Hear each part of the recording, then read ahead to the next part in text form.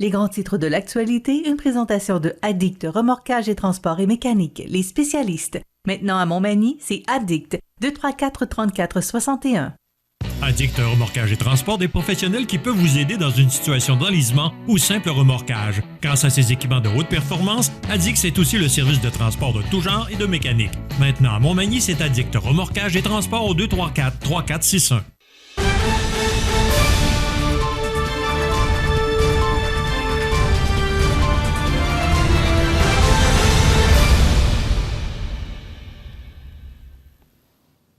Les grands titres de l'actualité de ce mercredi 28 septembre, le mois de septembre qui s'en va rapidement. Déjà, le mois de septembre qui est terminé. José Chussy, bon matin. Bon matin, effectivement, le mois de septembre se termine. C'est le mois d'octobre, c'est les feuilles oranges. Ensuite de ça, c'est la neige qui s'en vient.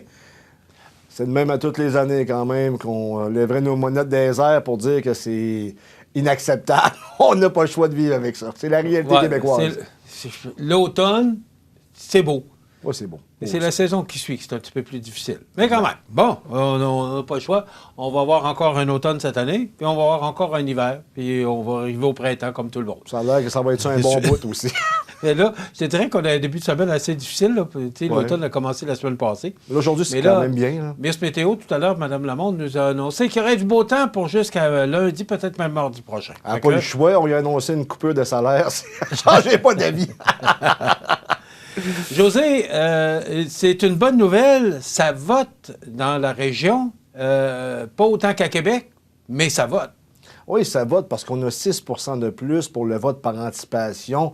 Dans Côte-du-Sud, c'est quand même pas rien. Là. En 2018, lors de l'élection de Marie-Ève Proulx, la députée sortante caquiste, ça avait voté environ à 14 %. Là, on est rendu à une vingtaine de pourcents. Michel, 6 %. Qu'est-ce que ça veut dire en réalité? Ça veut dire que les gens sortent voter parce qu'ils veulent du changement. Habituellement, lorsque les gens vont voter pour... ou plutôt dans le cadre du vote par anticipation, ça laisse entendre qu'il y a un enjeu considérable. Parce qu'en 2018, l'enjeu était moins long. On voulait sortir les libéraux, certes, mais ça n'avait pas mobilisé les gens, de sorte qu'on avait eu un taux de pourcentage de 14, je parle localement. Par contre, en 2014, lorsque Norbert Morin a été réélu, le pourcentage de vote par anticipation était à 22 %.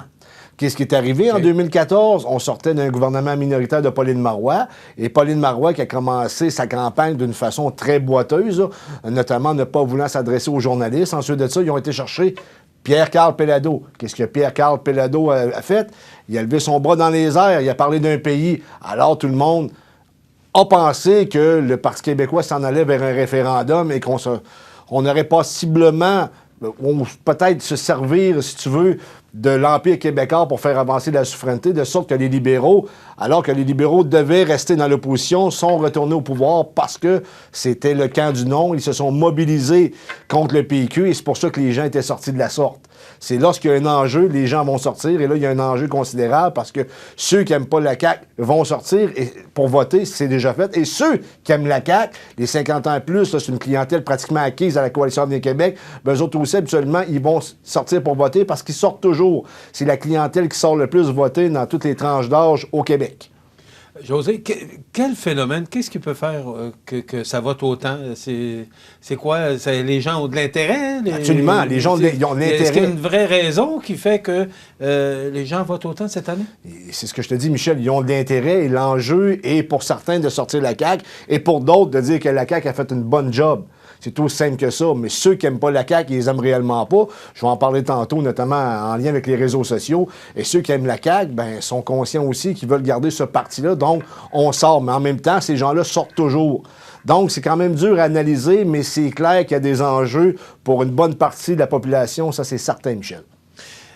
Il n'y a pas eu de rencontre entre Stéphane Lévesque des paramédics de Saint-Jean-Port-Joli et le candidat caquiste Mathieu Rivet. D'ailleurs, on lui a posé la question tout à l'heure. Il nous a dit qu'il a rencontré tous les gens qui sont concernés par ce dossier-là, particulièrement tous les maires de la région, mais n'a pas encore rencontré M. Lévesque.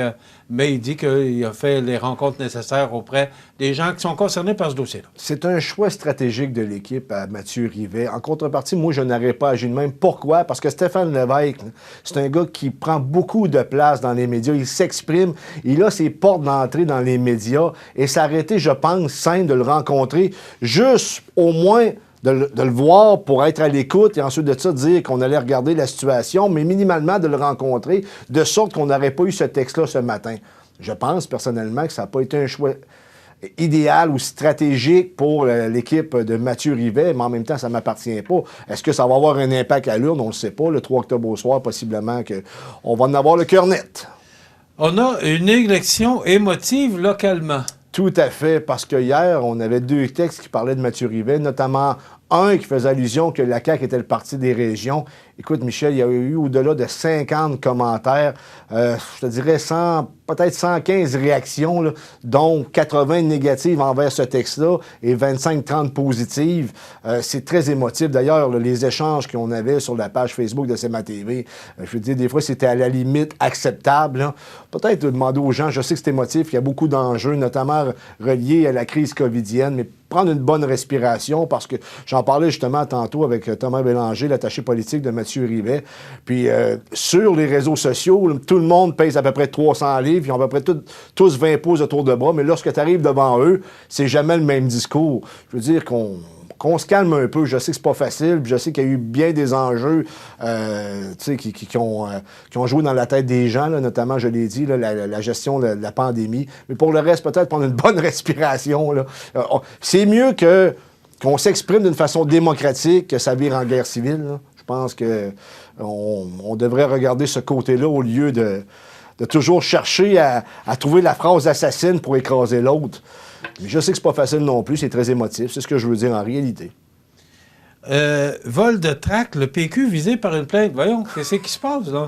On se vole des tracts entre partis. Écoute, chaque organisation politique là, arrive à peu près, là, pour la plupart des grands partis, avec 125 candidats. 125 candidats, excuse-moi, c'est sûr que là-dedans, tu vas avoir quelques crotons. Mais en plus des crotons que tu vas avoir, c'est clair également que tu vas avoir une équipe de bénévoles qui pensent pas à ce qu'ils font. Là. Tu parlais d'émotion tantôt. Là. Non, mais c'en est. Là, je veux dire, à quoi il a pensé, le gars du Parti québécois? Je me souviens pas dans quel comté, là, d'aller voler les pamphlets de la CAQ. Il en a volé à peu près 250. Là.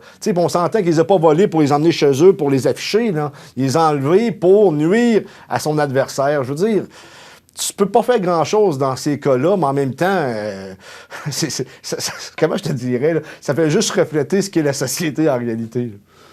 On disait hier que c'était un geste criminel. Voyons donc. Oui, c'est un geste criminel. Comme exemple, enlever une pancarte, tu peux pas faire ça. Non, je ne parle pas de pancarte. Là. Je parle de tract. Là. On parlait de la dame là, de Québec solidaire là, dans Camille Lorrain. Il n'y aura pas d'accusation. On parlait que ça pouvait être un geste, que ça pourrait être, je vais le dire au conditionnel, là, mais c'est ce que j'ai lu hier, que ça pourrait être un geste criminel. Voyons donc. Mais il faut que tu aies une plainte. OK, tu n'as pas le droit d'aller prendre les affaires dans les boîtes à mal du monde. Si tout le monde commence à ça, on s'en sortira. Alors, mais c'est justement, tu n'as pas le choix d'avoir des conséquences criminelles ou sinon tout le monde le ferait. Je veux dire, ça serait comme à l'époque de Duplessis où on festoyait ensuite avec un pneu brûlé. Là. On appelait ça triompher jadis. Là. Bon, il n'y aura pas d'accusation d'après moi, mais peut-être juste faire attention. Là. Tant qu'à gagner là, en trichant, là, vous êtes peut-être mieux de ne pas vous présenter. On comprend qu'il y a des stratégies politiques. Moi, ma philosophie dans la politique, c'est toujours frapper en haut de la ceinture. Quand tu frappes en bas de la ceinture et tu réussis à gagner, c'est un peu comme lorsque tu gagnes les Olympiques en prenant de la drogue ou maintenant, comme on a déjà vu là, dans le patinage artistique, là, essayer de frapper le genou de l'autre pour qu'elle se présente. C'est pas une bonne façon de gagner. Il faut que tu gagnes d'une façon honnête, mais bien que où il y a de l'homme, il y a de l'hommerie. En terminant, un beau dossier pour CMA-TV, c'est qu'on va avoir un panneau d'affichage supplémentaire à côté du restaurant La Rive, où est le Babillard actuellement, coin Saint-Louis et de la Fabrique. Dans le parc du Souvenir, en réalité. Pardon? Dans le parc du Souvenir. Oui, le parc du Souvenir. C'est le Babillard qu'on voit actuellement. Les travaux commençaient ce matin là, pour commencer à passer le filage. José, je suis content, je suis fier de ça. Bien, j'espère aussi. Je veux dire, c'est la visibilité de CMA-TV qui augmente. On sait qu'on se fait de plus en plus regarder, écouter, lire. Et tant mieux, on vous remercie. Mais en même temps, il y a un travail derrière ça. Il faut croire qu'on n'est pas si pire quand même. Là. Mais c'est quand même plaisant de voir que la compagnie pour qui tu travailles s'expansionne puis prend du galon. Puis qu'il y a des retours aussi. Hein? C'est clair que les gens qui mettent de la publicité à CMA-TV sur nos panneaux et sur toutes nos plateformes, ils ont des retours. C'est pour ça qu'ils reviennent aussi. C'est important de mentionner qu'on est une entreprise privée. On n'a aucune subvention. Il n'y a personne qui nous donne de l'argent pour nous aider à poursuivre nos activités. Donc, on ne vit que de la publicité. Pour moi, c'est une belle victoire parce qu'on avait déjà déposé ce projet-là durant le règne de M. Desrosiers et M. Letourneau, et ça avait été refusé. Alors, on a représenté notre projet sous le règne de M.